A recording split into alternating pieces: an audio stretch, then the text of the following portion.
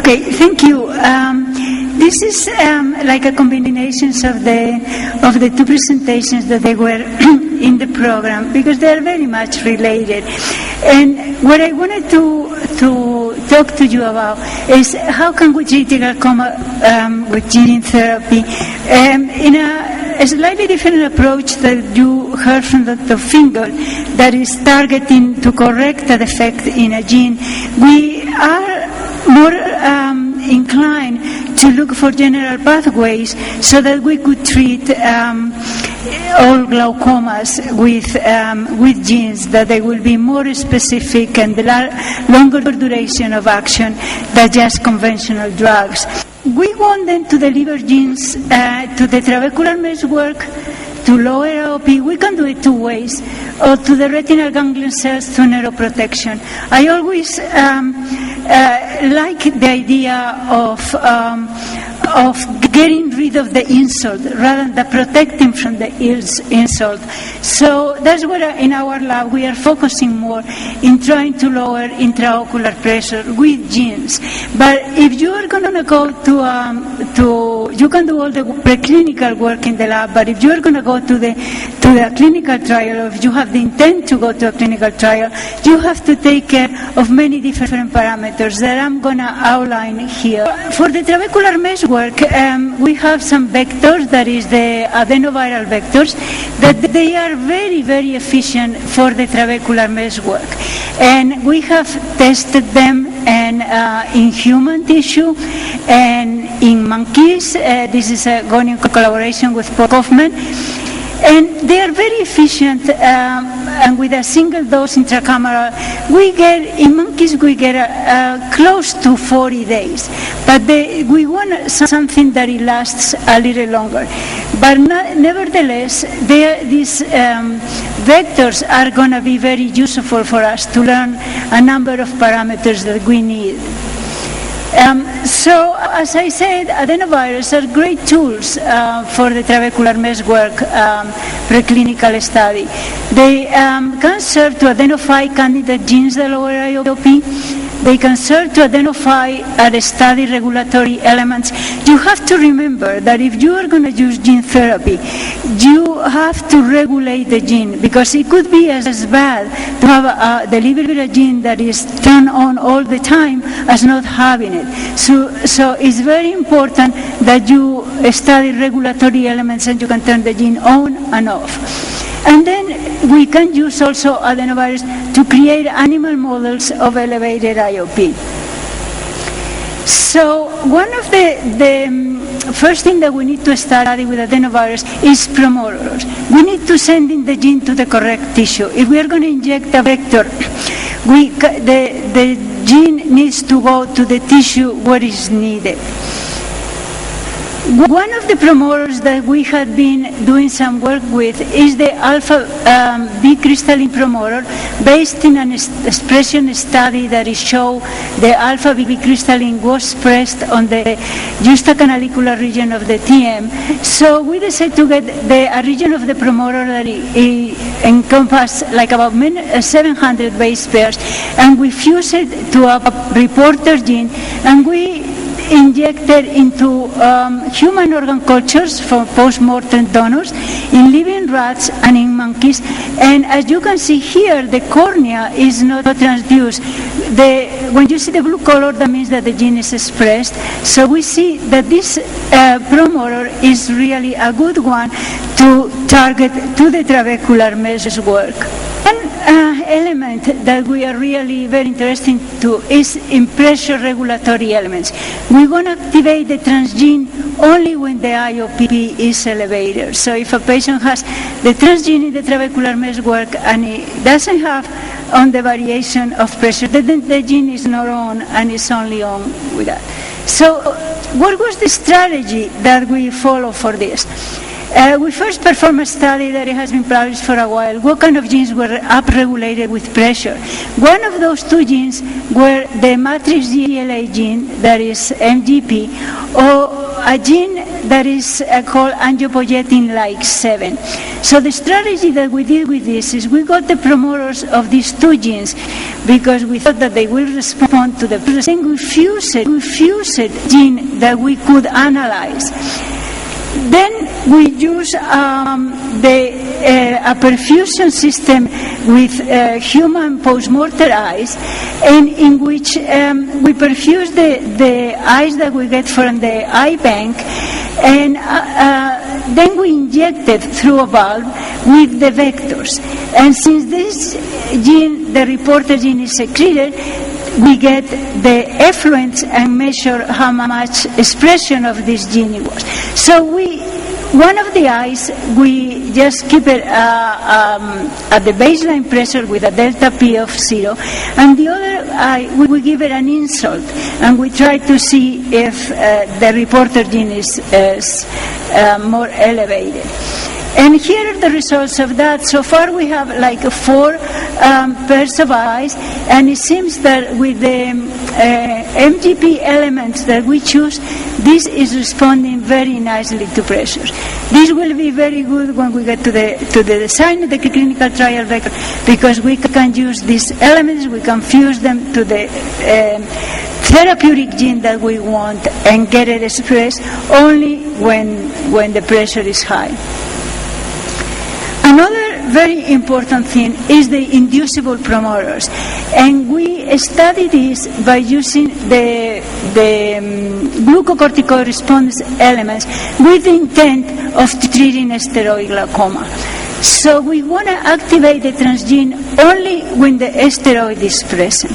So if a person has to receive an injection of Kenalog and his pressure is going to be up, if he has this gene into the tissue, his pressure is going to go out. But if the steroid is not there, the gene will be silent. So for this series of experiments, we use matrix metalloproteinase MMP1. And why did we choose this one?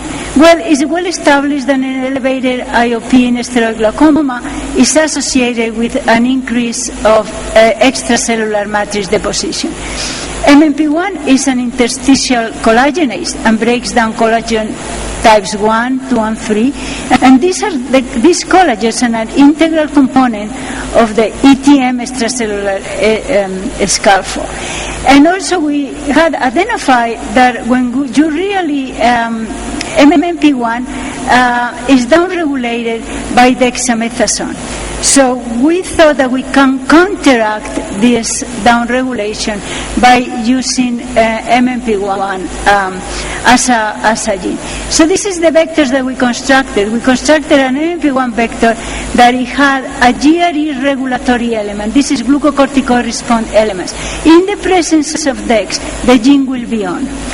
And as a control, we also construct a vector that it has a mutation. So even if the gene will be on, the gene wouldn't be, the protein wouldn't be active. It wouldn't have collagenase activity. But this is just as a control for our preclinical studies.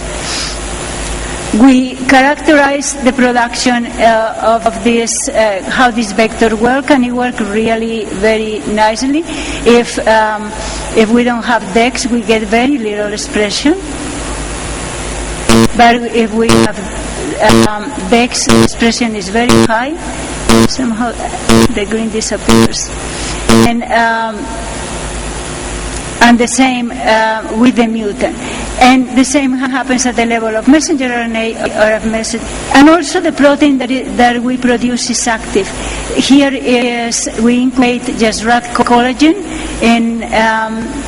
for several hours, and then we run a gel, and we see that the collagen is breakdown. So this vector expresses a lot of MMP1, and this MMP1 is active and it breaks the collagen. So we then use an animal model in collaboration with scientists from Mount Sinai and Argentina. They have a model of sheep in which responds very nicely to steroids. As you know, humans there is only 30 to 40% that respond to steroids, and animals, it has been very difficult to find an animal that it responds to DEX. But this seems to be a really nice model. Also, sheep is a really nice animal to work with. They're very gentle and they are large, and you can measure the pressure nicely. So we inject these vectors in the sheep, and here is just an example of two types of injection. In this particular sheep, we administer prednisolone 3 times a day, and then the pressure went up. And then we injected the vector in the eye, and when we injected the vector in the eye, 3 days later, the pressure went down. And since this is an adenovirus that is a short-term expression vector, once that the effect wore off, like in 2 weeks, the pressure went back up. So this vector that we had designed was able to respond to glucocorticoids in a living animal. And also, it was able to prevent the steroid elevation of pressure. And if we injected the vector before and then apply prednisolone, the pressure was not elevated. And again, about 2 weeks later, where the vector had worn off, the pressure went up. And this is just the same example, saying that the controls are all there. If we injected a vector that it didn't have the MMP1, we didn't get any effect. Only when we inject this, we get the reduction of pressure. Adenoviral and lentivirus are very good for preclinical. However, if you're going to go to a clinical trial, as I mentioned before, we would need longer expression vectors, and we would need safe and low immune response vectors. For this, the vector of choice is the adeno-associated virus. And if you go to this website, there is the number of it's a website from the Journal of Gene Medicine, in which lists all the clinical trials that they have been going on. And if you choose for ocular diseases, you can see that 6 of the 12 of one, the AB vectors. And this is, of course, the vector that was used in liver congenital amaurosis to correct their vision of the first the dogs and then the patient. So this virus for the trabecular mesh work, we found that it really didn't work, and we didn't know why. We were injecting the trabecular mesh work. Here is with a reporter gene that you should be green. However, there is a second generation of this virus that is called self-complementary adeno-associated vectors, that they work very nicely in the trabecular mesh work, both in cells and in tissue, and in living animals. Here is, in collaboration with Paul Kaufman, in monkeys we did a single dose of a single intracameral dose. 2 years later, we still have expression of the reporter gene. And the toxicity is practically none. The intraocular pressure doesn't change. We look by doing Affymetrix chips, immunoresponse genes, and we find very little in the vector. So this is like the vector that we will need to develop to go to clinical trials. And there is another way of targeting using this vector, is that you can use different serotypes. The serotypes of a vector is in their capsid, they have different proteins that they favor to go to different tissues.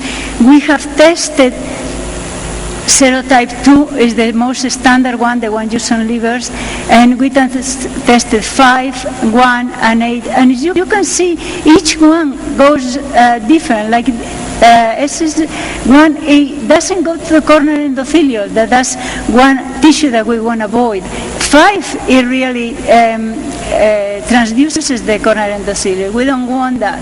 So by playing with the serotypes, and now they are like about 10 or 12 that they need to be tried, we can also target. We want to target. What is in the pipeline? In the pipeline for potential clinical vectors for the trabecular mesh work, we have, right now in the lab, we are working in 2 dominant and negative RHO-A GTPS and the glucocorticoid-induced MMP1 that you saw. The dominant negative rho, well, it's probably very known to all of you because now is this hyper about using rho kinase inhibitors. Rho GTPase is an enzyme that it cycles between being inactive and active, and rho A, when it's active, regulates the formation of stress fibers in the cells. Now, rho A, when it's active, activates rho kinase, and that leads to activation of myosin, light chain kinase, actomyosin, and contractility. If you break down this pathway, like with all those rho kinase inhibitors, or as we are trying to do upstream with rho, then you could control the pressure. So we're having just the first experiment. This was the original experiment that we did before people started using the inhibitors. We use dominant negative rho. That means that this protein is not active. And we put it in the organ cultures on the human. We show increase of outflow facility. And here is just an example of how rho relaxes the cells, and then that's where it facilitates the outflow. And this is a result that we just got. We haven't published it yet. That is very intriguing. We made a vector with in the SCAB with the dominant negative rho. We injected and we start measuring the pressure day and night. And what we find is when on these animals that they have the rho vector, we didn't get the increase of the nocturnal pressure. We don't know the mechanism. We are trying that, but really that's the delivery. That's the result that we have. Delivery of dominant negative rho by a safe vector prevents the nocturnal elevation in living rats. And the MMP1 that I told you before, we transfer to the safe vector. And here is the example that I wanted to mention before. We injected this vector was injected 30 days. 30 days post single dose. We treated again with steroids, and then the vector kicked up, and it didn't. It didn't elevate the pressure, so it protected. It was there silent, and when we gave the steroid, it activated, and that's how we won inducible genes. So delivery of this by an SCC vector of MMP1 lowers steroid-induced elevated IOP 1 month after single dose.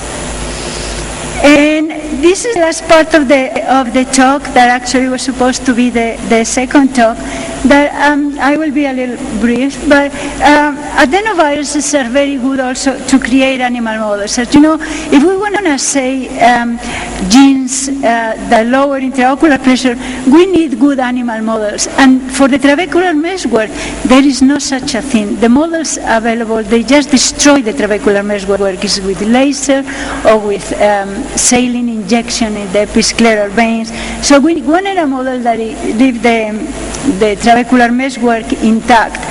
So we hypothesized that this gene, that is bone morphogenetic protein 2, that is an inducer of calcification, and for another reasons that I don't have time to get into it, we know that the trabecular meshwork undergoes some calcification. So we construct a vector in which we fuse the bone morphogenetic protein to it, with the intent of increasing IOP.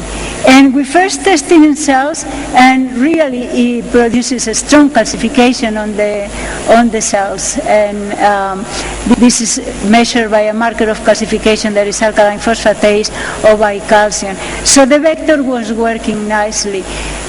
So we injected in the rats, and we did just a single intercom injection and measured the IOP either with the prototype original tonal meter or with the more recent with the TonoLab.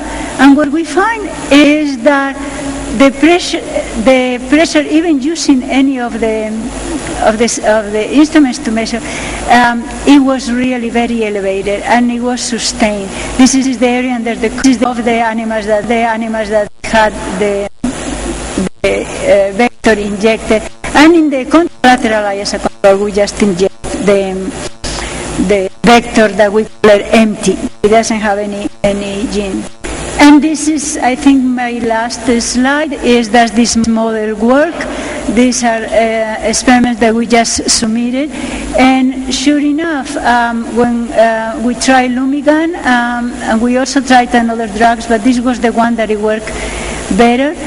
We injected BMP2 to increase the pressure, and then this treatment was just 3.5 days, twice a day of 0.01% Lumigan, and the pressure went down nicely. We stopped the treatment, the pressure go up, and this is a control with there's no drops or PBS, and that doesn't happen.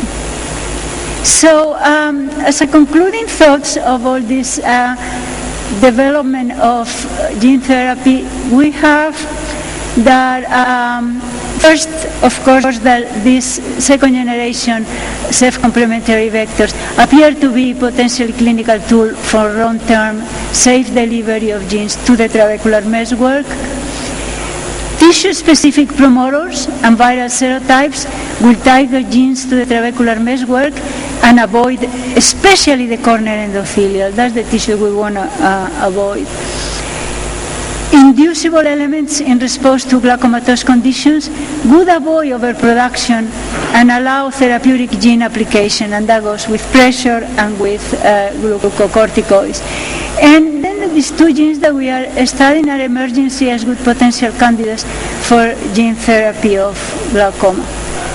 And new models of elevated IOP in living animals can be generated by gene transfer with the BMP2 protein. So these are the acknowledgements to the collaborators and the people in my lab. And thank you.